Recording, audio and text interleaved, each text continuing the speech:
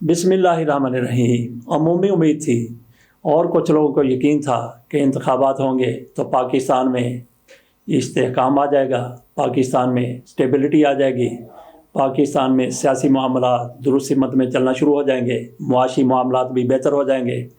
लेकिन इसके बिल्कुल ही उलट हुआ है, बिल्कुल ही बरक्स हुआ है।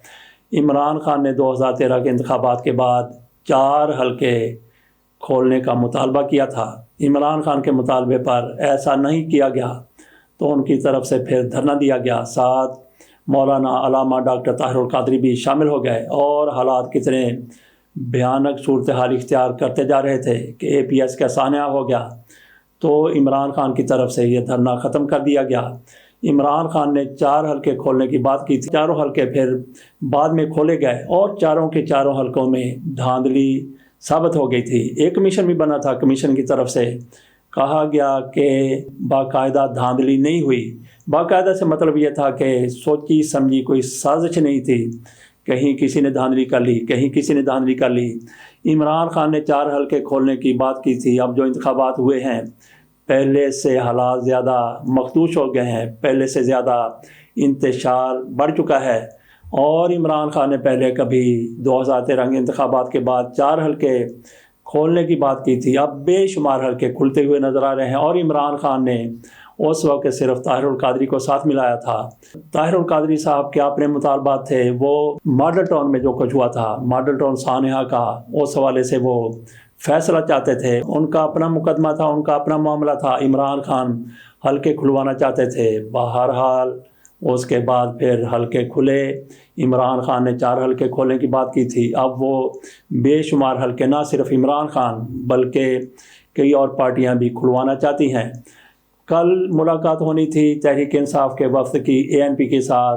तहरीक इंसाफ के वफ्द ने उनके साथ मुलाकात के लिए टाइम मांगा था। ANP ने कहा कि हम तो नताइज तस्लीम ही नहीं करते, हम आपके साथ क्या गुफ्तगू करेंगे। तो इस बिना पर उन्होंने तहरीक इंसाफ के साथ बातचीत करने से इनकार कर दिया कि जब हमने इंतखाबात को तस्लीम ही नहीं करना। इससे अंदाज़ा किया जा सकता है कि कितनी शिद्दत पाई जाती है इन इंतखाबात के नताइज के हवाले से। और फिर तहरीक इंसाफ के साथ उन दिनों एक पार्टी थी, अब 8, 9, 10 पार्टियां तहरीक चलाने के लिए आमादा ही नहीं बल्कि तैयार हुई बैठी हैं। तहरीक इंसाफ की तरफ से हफ्ते के रोज़ मुहिम चलाने का ऐलान किया गया है, एहतजाजी मुजाहरे करने की बात की गई है, ऐलान कर दिया गया है, डेट दे दी गई है। जबकि जमात इस्लामी आज जुमे के रोज़ ये सारा कुछ करना चाहती है। आज जमात इस्लामी निकलेगी, मौलाना फजल रहमान की तरफ से भी, उनकी पार्टी की तरफ से भी एहतजाज का ऐलान किया गया है। जबकि बलोचिस्तान में 4 पार्टियां पहले ही इस हवाले से इत्तेहाद बना चुकी हैं। उनमें ANP है, उनमें BNP है, उनमें दीगर जमातें भी हैं, महमूद अचकज़ई की पार्टी भी है।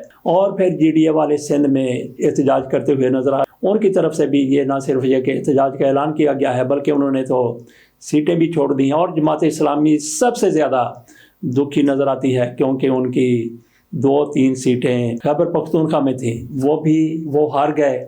जमात इस्लामी बिला सीट के एहतजाज करेगी। उनके साथ वो कहते हैं हमारे साथ तो ऐसी धांधली नहीं, धांधला बल्कि ध्रुव हो गया है। हर पार्टी यही कहती है कि हमारे साथ हो क्या गया है। और तहरीक इंसाफ सबसे आगे है इस मामले में, लेकिन सबसे आगे है इस मामले में कि शोर शराबा करने में कि उनके साथ धांधली हो गई, लेकिन तहरीक चलाने में, एहतजाजी मुजाहरे करने में हो सकता है कि तहरीक इंसाफ से ज़्यादा दूसरी पार्टियां मुतहर्रिक फ़ाल नजर आएँ। तो नाजरीन, ये बात हो गई इन इंतखाबात के नताइज के ख़िलाफ़ एहतजाज की, जिसमें 8-9 पार्टियां अपने अपने तौर पर हिस्सा ले रही हैं। हो सकता है कि ये सारी पार्टियां इकट्ठी हो जाएं। अगर ये इकट्ठी हो जाती हैं तो फिर अंदाज़ा किया जा सकता है कि क्या हो सकता है। जिस तरह से इंतखाबी नताइज को मुस्तरद किया गया है, पीपल्स पार्टी भी तहफ़्फ़ुज़ात का इजहार कर रही है, दीगर पार्टियां तो एहतजाज और मुजाहरे भी करने के लिए तैयार बैठी हैं, आज कर भी रही हैं, पहले भी कर रही थी। तो इस दौरान क्या नज़र आता है, क्या री इलेक्शन हो सकते हैं? बिल्कुल इसका इम्कान है। अगर पीपल्स पार्टी चाहे तो री इलेक्शन यकीनी तौर पर हो सकते हैं। ये पीपल्स पार्टी पर डिपेंड करता है, उसकी ख्वाहिश है तहरीक इंसाफ के साथ मुज़ाकरात हो जाएं। तहरीक इंसाफ इनके साथ मुज़ाकरात करती है या नहीं करती। अगर इनके मुज़ाकरात हो जाते हैं तो तहरीक इंसाफ का शायद एक ही मुतालबा होगा कि आएँ, इकट्ठे चलते हैं, आप हमारा साथ दें। किस लिए? री इलेक्शन के लिए।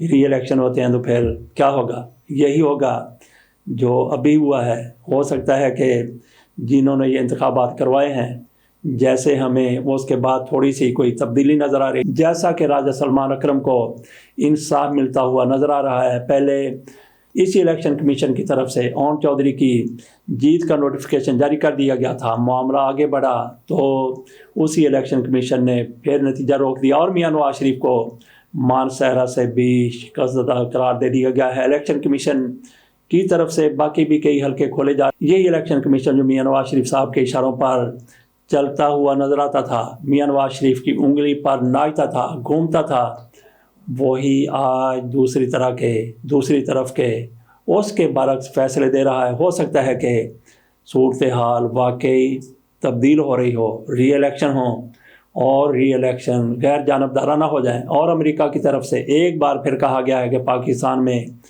انتخابات اس طرح سے نہیں ہوئے، خصوصی طور پر نتائج جس طرح سے عوامی امنگیں تھی، جس طرح سے عوامی رائے تھی۔ اس کے ساتھ اجازت دیجیے، انتظار کیجیے کہ کب ری الیکشن ہوتے ہیں یا یہی سلسلہ آگے چلتا ہے۔ اللہ حافظ۔